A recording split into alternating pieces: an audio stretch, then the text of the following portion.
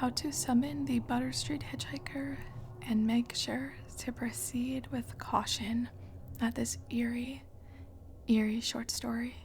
Do not try this at home. There's an urban legend in my hometown about a hitchhiker on Butter Street that will appear if you follow a series of instructions. Once summoned, you drive him to his destination, and if you play the game right, he will answer an unknowable question for you. If you play it wrong, well, just don't play it wrong. There's an old gravel pit at the end of Butter Street. The water there is the deepest blue. It's almost like staring into the ocean, that's how deep it is. More than one car over the years has been dredged up in the depths there. Officially, these drivers all fell asleep at the wheel, but unofficially, the deaths from cars careening off the road into the gravel pit during the wee hours of the night only add more veracity to the urban legend. They were the poor souls who broke the hitchhiker's rules. So far, no one has pinpointed the origin of the legend. I've reached out to the local historical society and searched through newspaper archives in a local library, and I haven't found any mentions of the hitchhiker. It's a modern piece of folklore passed around coffee shops and diners in the early morning hours until it eventually made its way to high school cafeterias. It wasn't until someone posted about the hitchhiker on a local Facebook group that people began sharing their experiences and the rules of how to summon him. But as more people shared their experiences, the details about the hitchhiker varied from person to person. His clothes have switched up over the years, growing more modern. His speech doesn't reflect any particular time period either. No mannerisms or 23 skidoo phrases to help date him. Sometimes he's in his late teens, sometimes he's much older.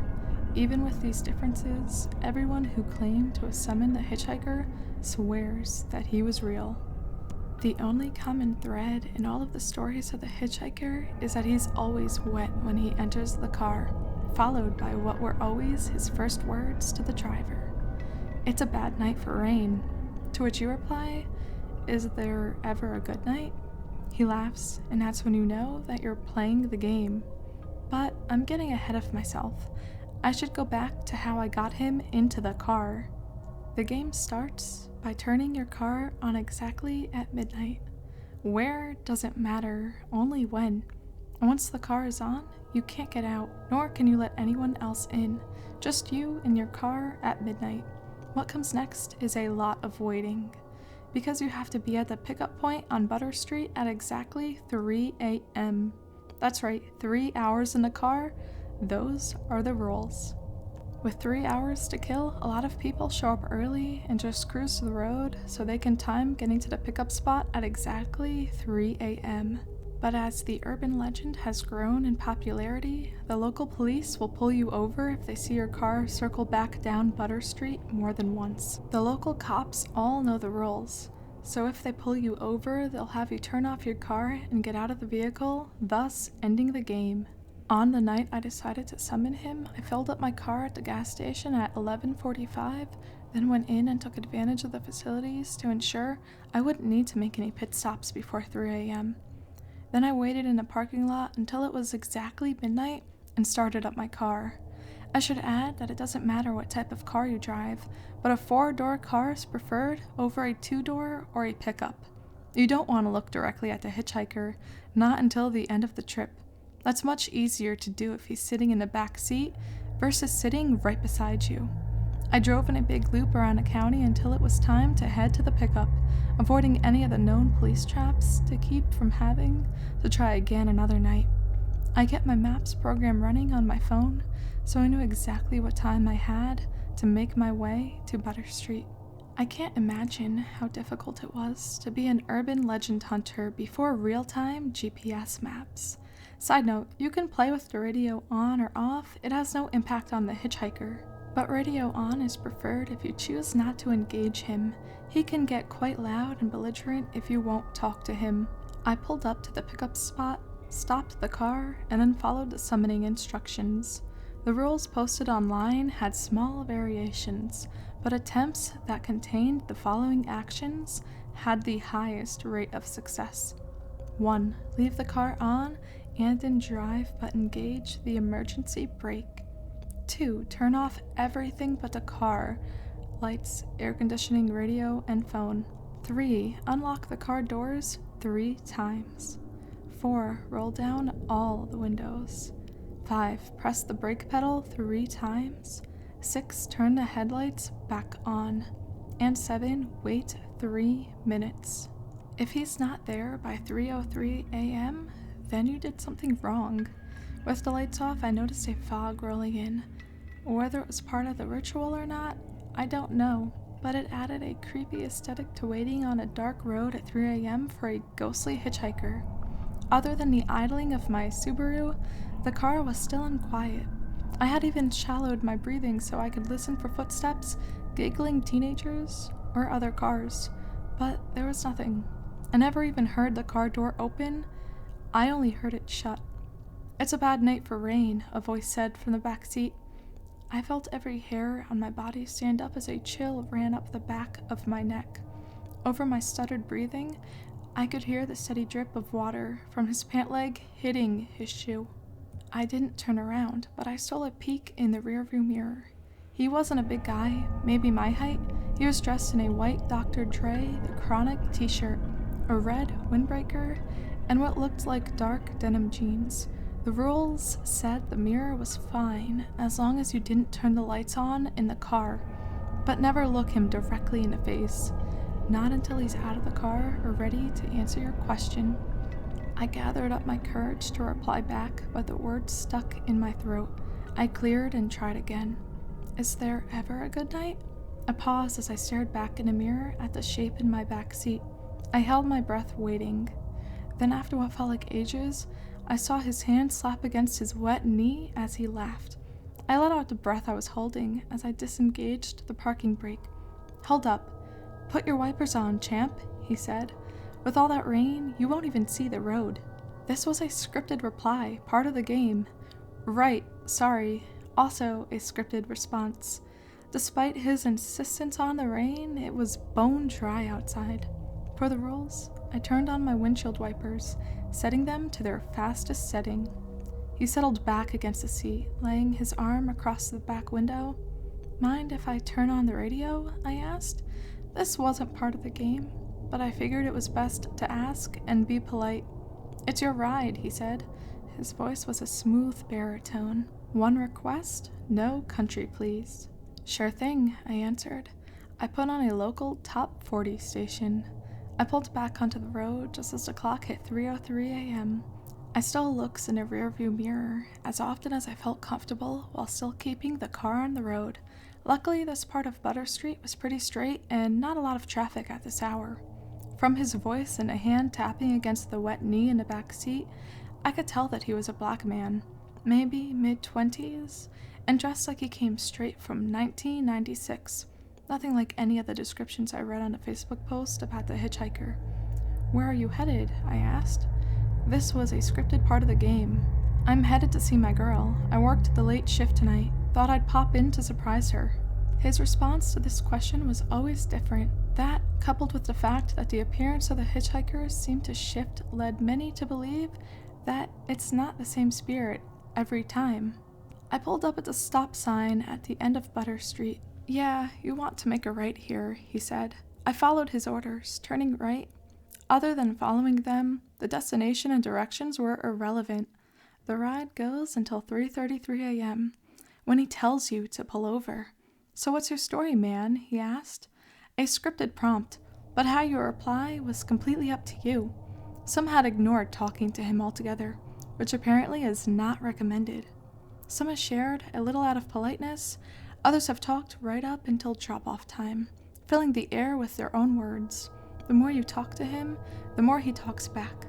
It doesn't impact the game, it just makes the journey a little more interesting. Even though I'm driving a ghost, his voice is disarming, making him very easy to talk to. I have a day job that pays the bills, just boring office stuff. But in my spare time, I like to explore urban legends and haunted places, go out looking for proof of life after death. "Aw, for real? Damn, that sounds spooky as hell." An unscripted reply. He leaned forward, putting his elbows on his knees. In the rearview mirror, I could see the sleeves of his windbreaker were shredded. What's the scariest thing you've seen? Take a right up here. Unscripted.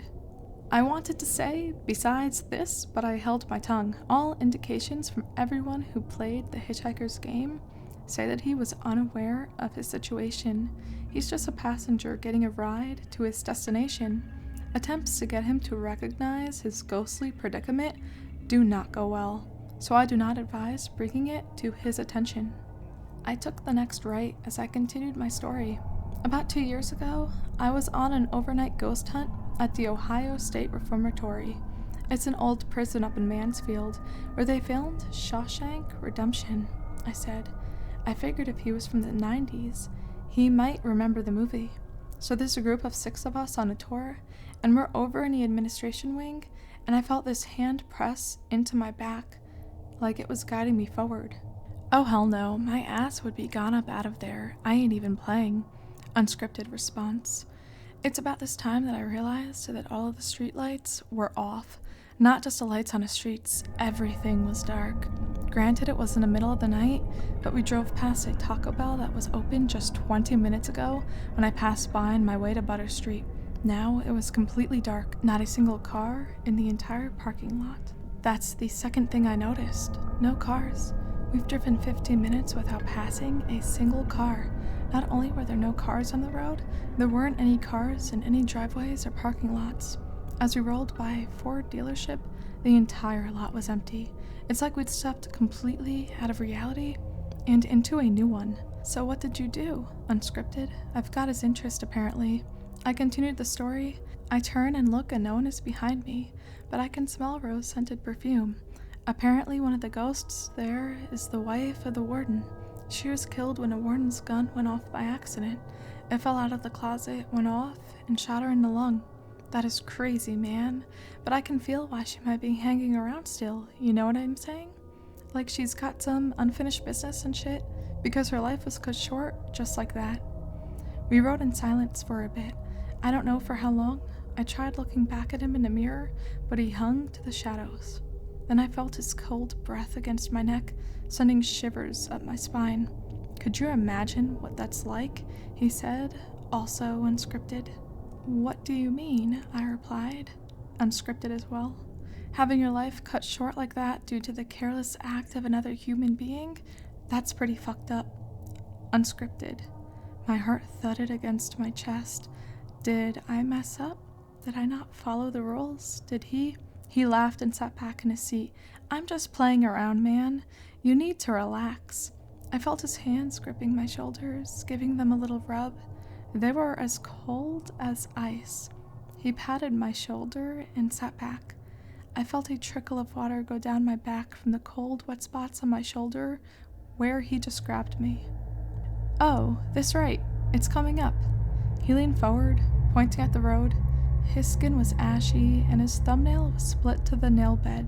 The smell of wet loam wafted into the front of the cabin. I made the turn.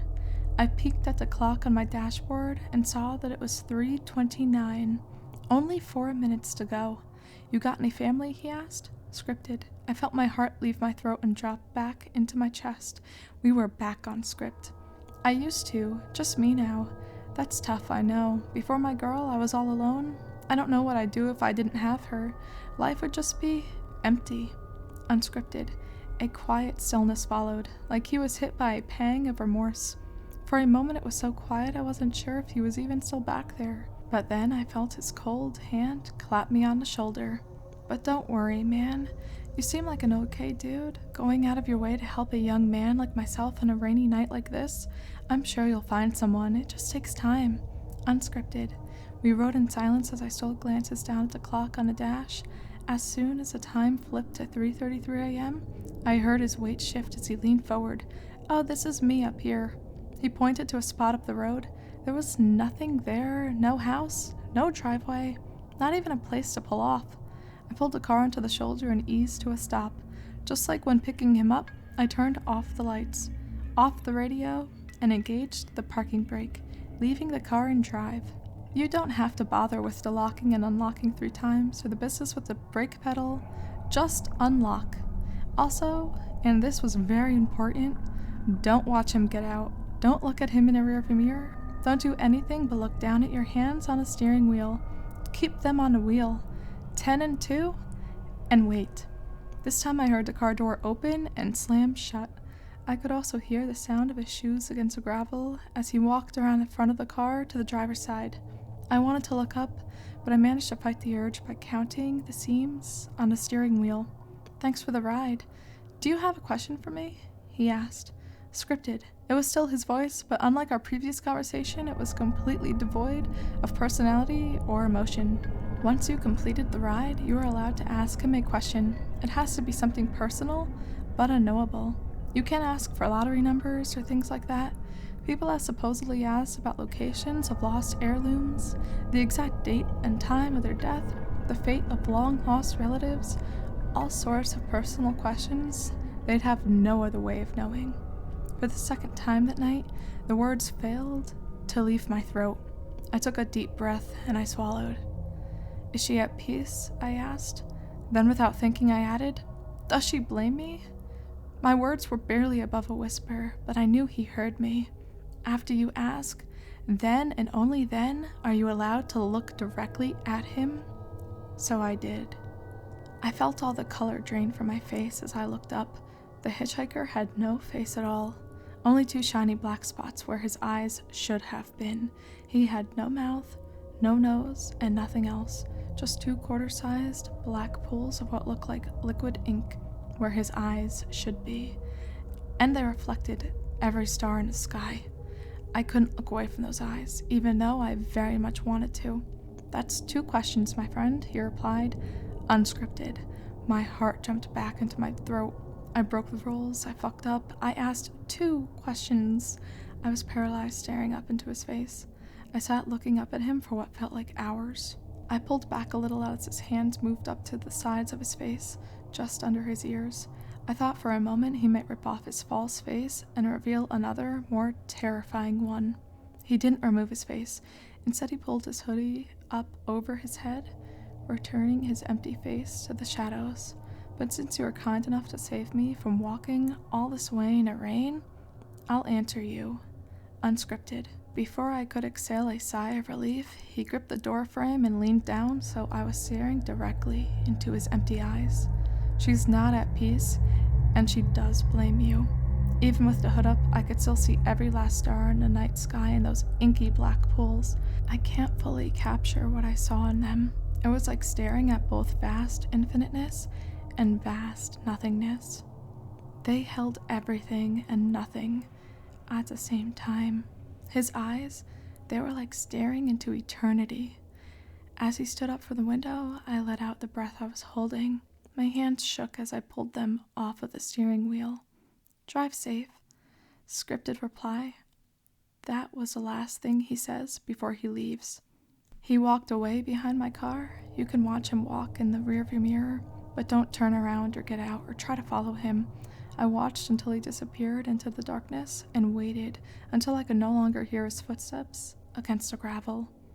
When I turned on my headlights, I realized I was back on Butter Street, parked on the side of the road next to the drop-off for the gravel pit. This was always where you ended up after the hitchhiker leaves. All I had to do was release the parking brake, and the car would roll towards the drop-off, gaining speed until it launched off the cliff into the deep blue water waiting below. I don't know how long I sat there with my hand on the parking brake release, contemplating his answer to my question. But then I saw them, headlights. A car was coming up the road towards me. The cars were back, as were the streetlights and house lights. I was back from wherever the hitchhiker took me. I locked eyes with the driver as they drove by me, having one of those weird moments where time seems to slow down. It was enough to jolt me back to reality. I released the parking brake and aimed my car back onto the road. I got home a little after 5 a.m. I tried to sleep but was too worked up from my adventure, so I called in sick. I laid in bed all day, thinking about the hitchhiker, his words, and all those cars that end up in a gravel pit on Butter Street. Maybe those cars aren't from people who played the game wrong. Maybe they all played it right, but couldn't handle his response to their question. It's been 3 days since I picked up the hitchhiker. I can still smell the wet loam in my car, and his muddy footprints in the floorboard of the back seat are still there. As I write this, I look up from my monitor and look at the photo of my Abigail, taken 2 weeks before she died. She's beautiful, smiling, and happy. She's not at peace, and she does blame you. It's my favorite photo of her. I think I'll take it with me when I take a drive later tonight. I'm gonna go back and see the hitchhiker. I have a hunch, and I don't know if it's relevant, but I feel it's important to share with anyone reading this that I'm wearing a gray Adidas hoodie and jeans. If somebody out there reading this picks up the hitchhiker later on and sees something similar get in their backseat, well, then I guess we've solved this part of the mystery. If you do pick up the hitchhiker, I hope you get the answer you're searching for. As I look outside, the skies are cloudy, but I hope the weather holds up for a drive later. It's a bad night for rain. That was a really spooky, eerie short story. I wonder what the original author had done to Abigail. Why doesn't she forgive him? Why does she blame him? And I wonder if they will end up being the next Butter Street hitchhiker.